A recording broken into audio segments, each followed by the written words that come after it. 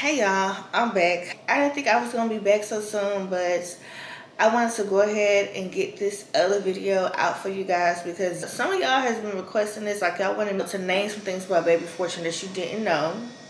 So I got y'all. Real quick, real short, 10 questions. First question is, how much did she weigh? Y'all, I kid you not, this little girl only weighed 6 pounds even. She was smaller than Dion and Baby Drake. And they literally said I was just all fluid. I didn't think that it was true when they said that boys make you glow and make you pretty and oh my god, you're so pretty.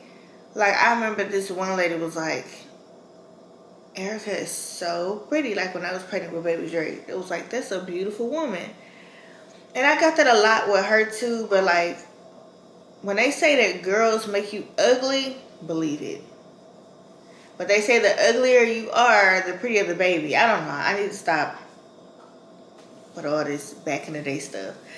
But yeah, she was 6 pounds even. 6 pounds, 0 ounces. Hi. Yo, she's just waking up, so she still has a onesie on. But we gonna fix that. We gonna fix that, mamas.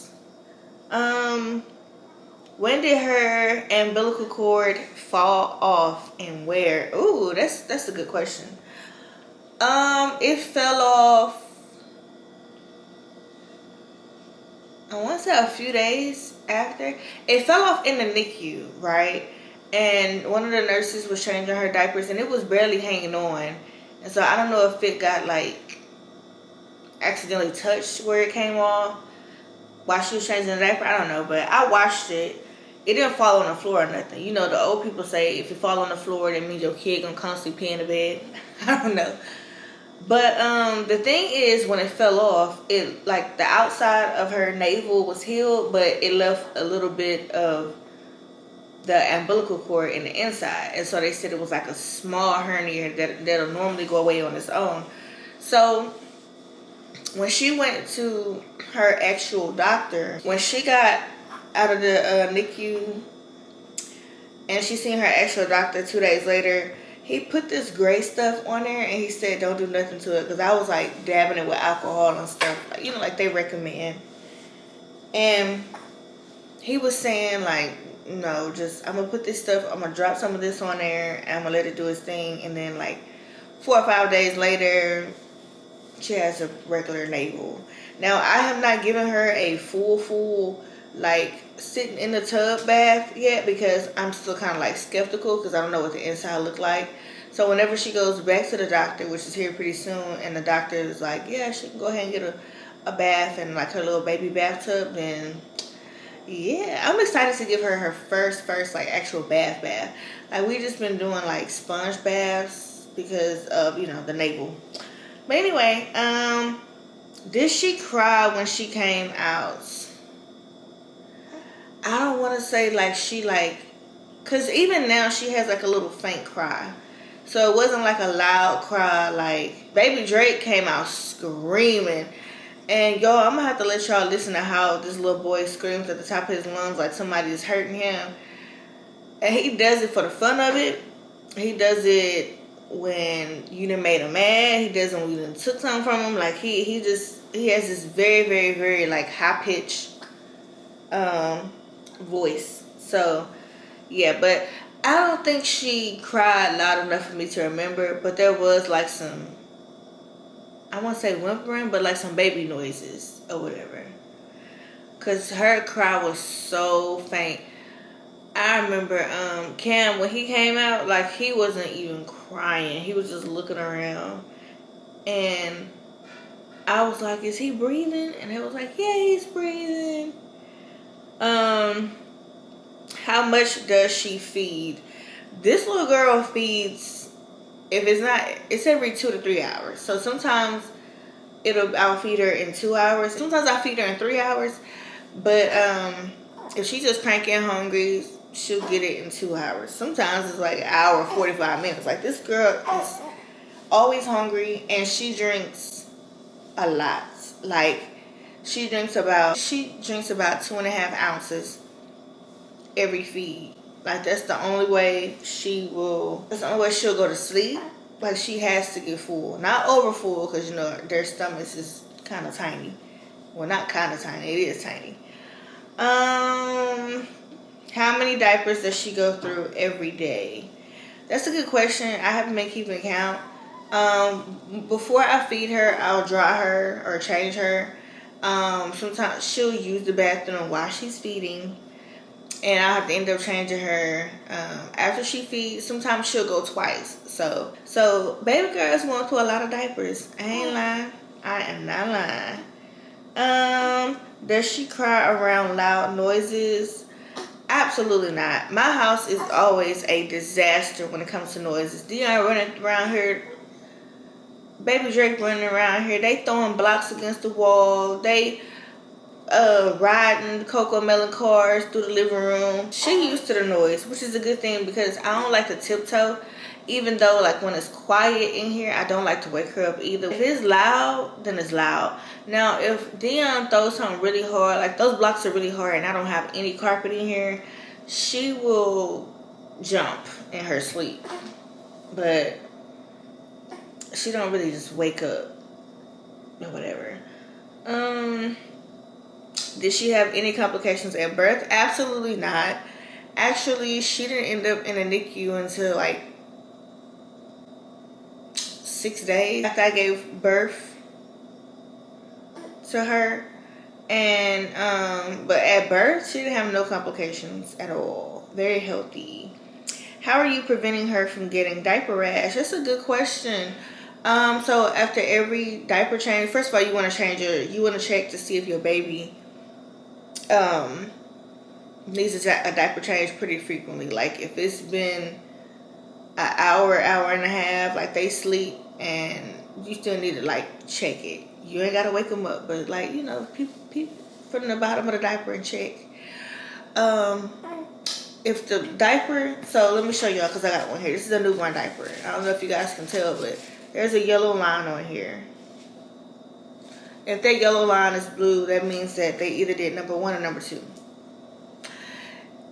If it's wet in the front, that means that that's number 1. I mean, if it's blue in the front, that's number 1. If it's blue in the back, number 2. A lot of people don't know that, but yes, that's how you can tell if your baby has used the bathroom and need a diaper change. Well, need a diaper change. I'm not gonna lie, y'all, I was a little upset because this daggone hospital I keep telling y'all about, she developed diaper rash when she was in a NICU. And I got pictures of it because I had to show her doctor, her actual doctor. But I was mad because I'm like, she didn't go in this NICU with a diaper rash, so why is she coming out with a diaper rash? Like, I'm one of those parents. Like, when I brought her home, like, I already knew what to do. Her doctor, which is also Baby Drake's doctor, which is also Dion's doctor, which is also Cam's doctor, he told me with all 3 of them to treat diaper rash and to prevent diaper rash. Is the key to it is when you wipe them with a baby wipe, they're going to be kind of like wet down there. So you want to take a diaper and fan it dry. You can take your hand, but make sure it's dry. Or you can take a dry towel and just dry it, okay? Now, if they already have diaper rash, don't want to put no hard towel down there. Just fan it. And take Vaseline. I kid you not, a lot of it. It has to be a lot of it, like a lot. And just rub it down there. Like, put it all down there. From the front, the back, all areas down there. Even in the inner legs or whatever. And that will prevent diaper rash. And it will also cure it. Now, they got the, what's it called? Botorex. But y'all know I don't be pronouncing my words right. Then they got the A&D ointment. That stuff. They got the, those are like barriers to prevent it. But it don't heal it once you've gotten it. So, a little cheap 100% petroleum jelly. If it does not say 100% petroleum jelly, don't use it. Because there is some artificial Vaselines. Like, this is artificial. Right?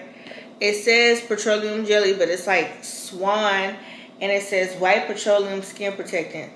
I'm pretty sure And it even gives you a hint. It says compare to Vaseline. We're not comparing nothing when it comes to our newborn babies. We ain't gonna end up in no hospital. This is actually Cam's, y'all, and he uses this as like a moisturizer on his face, his arms and legs when he goes to school. So it lasts all day. And I do the same thing. I'm not gonna lie. I put it on my like legs and arms, but not my face. I have like shea butter for my face. But make sure it says 100% petroleum jelly, okay? And it's cheap. Do not get it out the dollar store. I mean, like the Dollar Tree. I don't think they have it. This is where they came from, the Dollar Tree.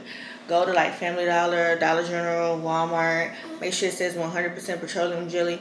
Hers is somewhere around here. I just used it like 30 minutes ago. But yeah, that's the key. Keep them changed. When you wipe them down there, get them good and clean. Make sure it's fan dry. Put a cake, put a lot of Vaseline down there. And that's that. That way when they use the bathroom or when they pee or whatever, it will roll off. Oh, did she cry when she got shots? I think she cried with, oh yes she did. But she cried more with, you know, when they poke you at the bottom of your heel and they have to squeeze. Like, she didn't cry with the initial poke, but she cried with the squeeze. Like, the initial poke, she was a G. I'm like, okay, like her mama, period. You know what I'm saying? Like, but yeah, I mean, I've gotten so used to getting needles and stuff that it don't really bother me. But sometimes if I get a wrong nurse that's like rushing or something, trying to put in an IV, or just, you know, when you go get like a pap smear or something, they do blood work, see if you got any diseases or whatever. Sometimes I don't feel it when they put it in, and I love those phlebotomists. Sometimes I do feel it, and sometimes I feel it afterwards, and even the next day. And sometimes I get like swelling in my hand and stuff, or arm. No. Okay, last but not least, the last question is, what scares you the most about her?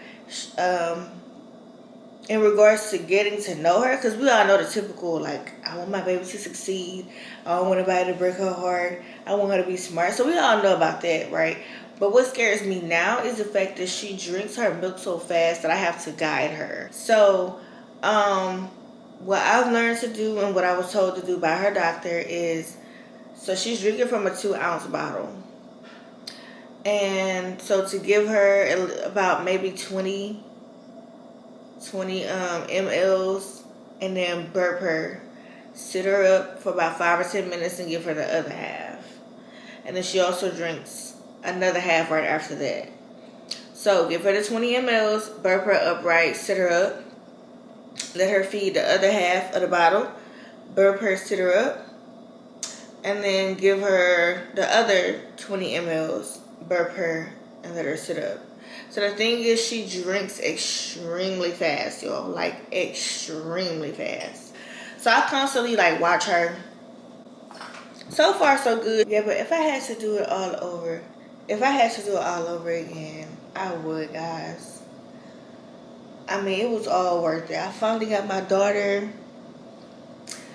I can't wait until she grows up big and strong and all of that. But anyways, guys, I hope you guys enjoyed this video as much as I did. And I will see you guys in the next one.